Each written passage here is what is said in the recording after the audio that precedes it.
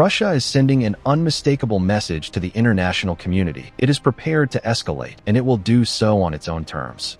On July 24th, Russian forces carried out a precision long-range strike on a facility in the Kyiv suburbs where an exhibition of Ukrainian and foreign-made drones, including next-generation systems used to strike civilian targets inside Russia, was underway.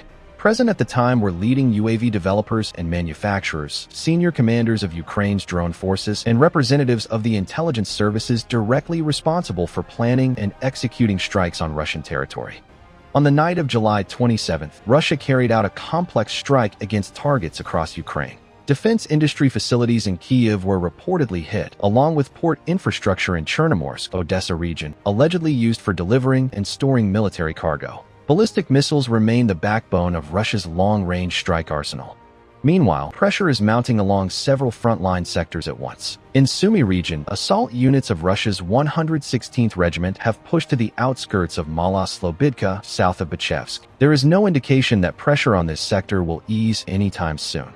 In Kharkiv region, Russian advance units reached Vorivka in the Volchansk district on July 25th. The picture here is stark. This stretch of the Ukrainian front is coming apart at the seams. Facing catastrophic losses, Ukrainian command has been forced to redeploy units of the 24th Mechanized Brigade, filled with mobilized conscripts from 2026, from rear areas into the breach.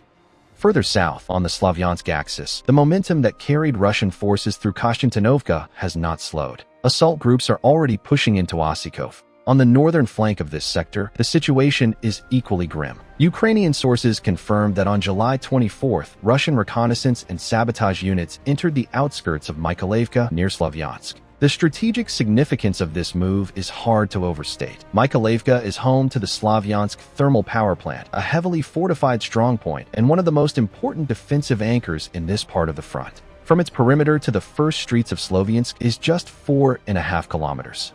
Russia is not improvising, it is executing. From precision strikes on drone developers in Kyiv to infantry pushing the outskirts of Slavyansk, Moscow is methodically dismantling Ukraine's ability to fight on every level at once. At this rate, the question is no longer whether the front will hold, but how much of it will be left by autumn.